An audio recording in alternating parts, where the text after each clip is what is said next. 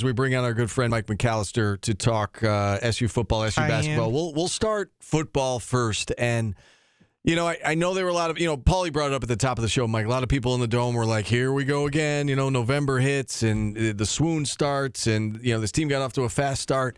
What we saw in that second half, though, it felt different. And it really seemed to change with that Justice Ross Simmons 55-yard catch and run. They're down 21-3 at that point. And it just really seemed to change the offense, the defense, the energy in the Dome. Everything seemed to change with that one play. Do you agree? And I'll use my son as an example. Went to the game with my son. We sat in the stands. We're watching the game. And at halftime, he was pretty dejected. And when Virginia Tech went up 21-3, he was basically like, all right, let's go. There's no point in staying for this. And I kind of gave him a similar speech that was something along the lines of, I've seen enough games and been here enough for crazy things that it's too early to quit quite yet. And lo and behold, right after that touchdown happened, his energy jumped up. Everyone in our section, the entire building, you could tell it energized the team. And from that point on, they basically controlled the entire game. I know there were a couple of blips where, Virginia Tech seemed to take a little bit of momentum back, but Syracuse made a play almost every single time that happened. So I agree with you. I think this was different. I don't think this is a game that they win in previous years. I don't think they would have won the UNLV game in previous years. I don't think they would have won the Georgia Tech game in previous years, to be quite frank with you. So this is a team that sits at 6-2, but very easily could be 3-5 or whatever it is if those three games had all gone differently. So I think it speaks to the culture. It speaks to Fran Brown and what he's trying to build, and should give Syracuse fans hope for the future.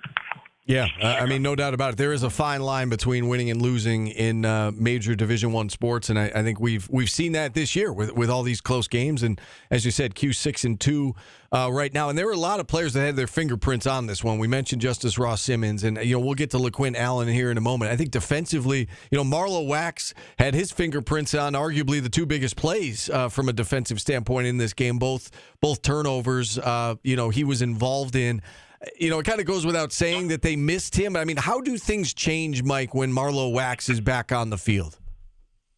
Well, first, I think the entire defense needs to get some kudos. I understand they gave up 450 yards and almost 250 on the ground and 5 yards carry, and those are certainly things you can discuss. But if they don't shut Virginia Tech out in the second quarter and hold them to only 7 in the third quarter, this might not have even been a game that Syracuse would have had a chance to realistically come back from. So they kept Syracuse in it and gave them a chance for the offense to finally get going, and then made those huge plays, as you mentioned, led by Marlo Wax. When he's out there, it changes things in that Fidel Diggs does not have to be a spy when you've got a mobile quarterback on the other side. He can just go back to being a defensive lineman and being a pure pass rusher. Now Marlo Wax can fill that role. And then when you want to bring extra pressure, he's one of your best blitzers, if not your best blitzer.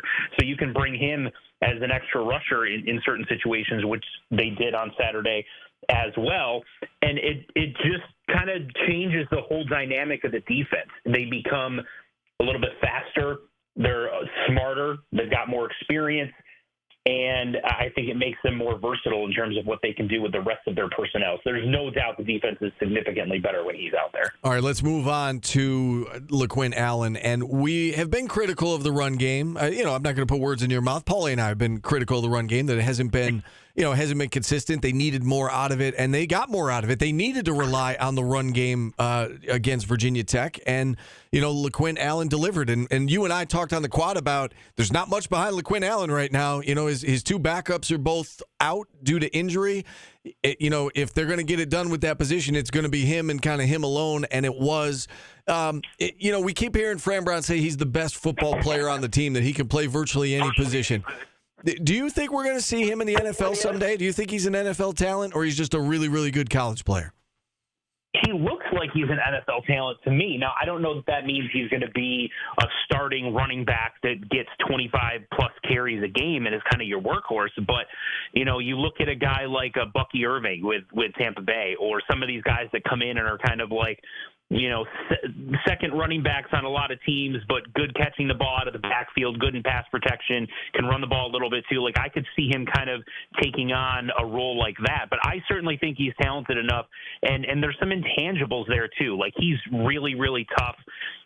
He makes clutch plays as well, some things that you can't exactly quantify in terms of measurables and stats and all of those things. And I think back to a guy like Zaire Franklin, who has a lot of those intangibles as well.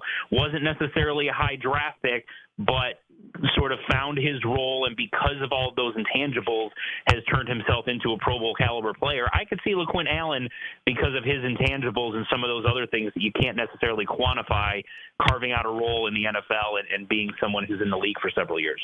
All right, this game, kind of opens up, 8-9 wins again. If they lose that one, it would have been tough to get to that benchmark. Next up is Boston College, and this is a BC team that got off to a really good start. They were 4-1. They've lost 3 games since, but they are coming off a bye. What are you anticipating this Saturday against Boston College? Well, I think they're going to be ready to go and try to get their season back on track. That's for sure. The biggest thing with them is they've got some talent. They've got some good players. They always have a good offensive line, and you feel like they're going to play tough defense as well. But is the quarterback, Castellanos. Everything kind of flows through him. When he is throwing the ball well, their offense is really dynamic. The problem is he's not consistent in that area. He can completely change a game with his legs. He's a dynamic runner. But if you can contain that just a little bit and force him to be a consistent passer, that's really where they've gotten into trouble and struggled moving the ball. Not overly accurate, has some turnover issues. That's really the biggest thing from Syracuse's perspective. How do you prevent him from having a game where he runs for like 120 yards and a couple of touchdowns, keeps 3 or 4 drives alive just with his legs, and that sort of, breaks your back a little bit. I know Syracuse feels like they let one get away last year. I think Syracuse was a better football team than Boston College last year, but still lost to them in the Dome. And so a lot of those players that are coming back from that team are going to go into this feeling like, this is a game that they need to sort of avenge from last year. And then you've got a bunch of players from the New England area as well on this team that I think are going to go up there, look at it as a little bit of a homecoming, playing in front of friends and family, and be excited to try to get a win on a rival's home field. And the other part of it is this staff has recruited New England pretty hard since Fran Brown has taken over. They've got a few commits from that area in the 2025 class. They're targeting several more in 2026. So I think from Fran Brown's perspective, he's going to view this as important from that perspective as well. You said, a rival of yours. Do you think this is like SU's biggest rival on the football field? This kind of comes up, once or twice every year, especially around this particular game. Do you look at BC as SU's biggest rival? I kind of look at it from who's the team that the fan base hates the most as who's the biggest rival. And I think right now it's Pittsburgh, even though Syracuse hasn't won down there in forever. I feel like they dislike Pittsburgh more than Boston College.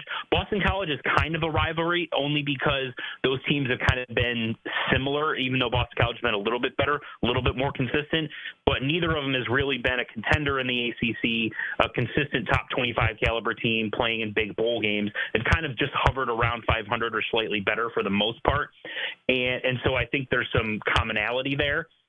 But the funny thing is that the team that Syracuse fans, I think, hate the most is actually a team they don't play. I think it's Rutgers. It's if you could get Rutgers to play a non-conference game with Syracuse every single year, I think that would become their biggest rival. And especially with Fran's ties to New Jersey, that would be something. And you bring up last year's game against BC. I think we all kind of agree that if that game goes the other way, you said Syracuse was the better team, probably should have won. If Syracuse wins that game, there's a darn good chance that Dino Babers is still the head coach here. Which is remarkable to think about, given everything that's transpired since then. In any event, before we let you go, let's get to basketball. Syracuse, Lemoyne, new season tips off tonight. What are you looking to get out of Syracuse? Not just this game, but I guess really in these first 3 games before they head down to New York City to take on Texas. What are you looking for? Well, defense and rebounding. So, to echo something that Coach Autry has said in his post-game press conferences, specifically against Lemoyne, I want to see their perimeter defense play well, because Lemoyne, in their most recent exhibition game, was lighting it up from the outside. They got a bunch of shooters. And so if Syracuse is not on their game defensively, Lemoyne's a team that could shoot themselves into making this thing a little bit, sweaty for Syracuse fans down the stretch, so to speak. It's definitely a game I think that Lemoyne can win if they're shooting the ball well from the outside. So Syracuse has to try to make those shots as far out and as contested as possible. And then I want to see who the starting lineup is, what the rotation looks like in the first real game, and if we actually get to finally see Chance Westry out there. That's probably the number one thing I'm looking for. Is I'd like to see what he looks like out there on the floor, what role he's playing, how he looks, how he moves, and see some things about how he's going to fit within this Syracuse team. Yeah, Syracuse had 6 different guys make threes in their most recent exhibition game, made 15 that night. Lemoyne had 8 different guys make threes, and the Dolphins were 18 for 38 from three-point range against Mansfield. They like to get up and down the floor. They like to score a lot of points, and you're right. If they're able to do that, they could make it interesting tonight inside the Dome. 7 o'clock tip between the Orange and Lemoyne, and at 7 o'clock, you and I are both going to be busy, Mike. We've got the Orange Nation football show tonight on News Channel 9. We look forward to seeing you then. All right, thanks. Appreciate it, guys. All right, Mike McAllister joining us here on the program, and with that, we'll hit a timeout. We'll wrap up hour number 1. Fran Brown, his weekly news conference coming up at the top of the hour. I wouldn't bet on Westry yet, right? If we didn't see him in those 2 games, I wouldn't say you'd see him in this one. I think if he's ready, you will see him. I don't know how much you'll see him, but I think they would like to get him up to speed sooner rather than later, especially with, again, you've got these 3 games that you will be favored to win before you go down to New York to take on Texas. So I don't think you just miraculously get better, though. I think you don't know. We don't know collectively how much he's been working out. Even though we didn't see him in the exhibition game, is he? But he didn't even warm up in the exhibition games. He warmed out hours before, right? Yeah. But I'm saying he's doing basketball things. We don't know how much. I do basketball things every day. I shoot hoops in the Pop-A-Shot. You do. I'm not playing tonight. All right, that's fair. All right, we'll hit a timeout here. We'll wrap up hour number 1 next on ESPN Radio.